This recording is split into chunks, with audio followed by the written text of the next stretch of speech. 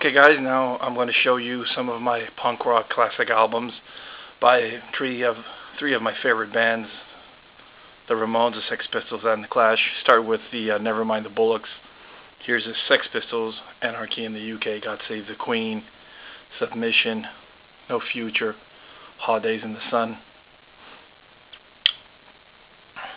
This album is great, even though I must admit I do own the CD of Spunk, the recordings done before this album came out, and I prefer Spunk over Nevermind the Bollocks, even though Bollocks of course is a classic album.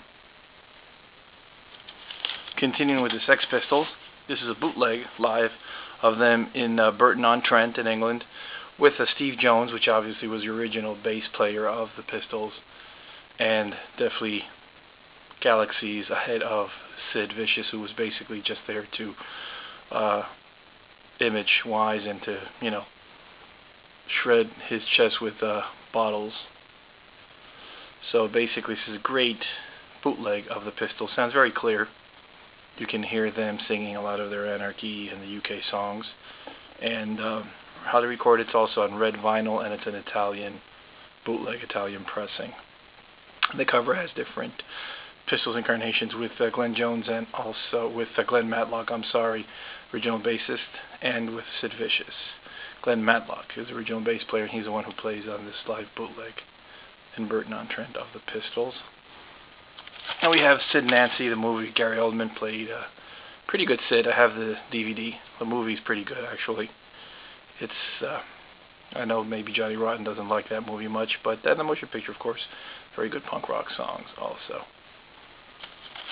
The Great Rock and Roll Swindle double live album. I have the DVD and the VHS tape of it. The Swindle is definitely the documentary to own of the Pistols. From the Pistols, we move to the Clash. The Clash's debut album, another must-have, White Riot and Company. This one has the 45 Gates of the West of the Clash limited edition that came with the original first pressing of the album, The Clash. Clash Combat Rock. Don't have all the Clash albums, but I will definitely add them to my collection soon. Rock the Casbah on this one. Of course, London Calling, another classic album. I love it because it has kind of the lettering that I've noticed Elvis Presley had on his first album. Those letters kind of like the same colors. For whatever reason, that's just my crazy mind, but I like that connotation to it. The Ramones 180-gram reissue of End of the Century, the Phil Spector produced LP with Do You Remember Rock and Roll Radio. Sounded pretty good. Of course, Spector put the wall sound behind the Ramones, but to me it still made it one of my favorite Ramones albums of all time. We have Rocket to Russia. In this case, this is Road to Ruin. It is an original promo first pressing of their first albums. And then Rocket to Russia.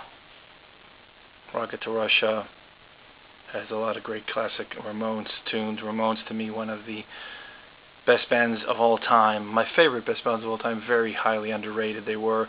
Radio didn't want to touch them. And their songs were, to me, actually pretty radio friendly, but it's a shame what happened. But they still, without the Ramones, Sex Pistols and the Clash and all these other bands, in my opinion, would not have existed. The Ramones, 180-gram, their debut album, and I have the original album in a Portuguese pressing.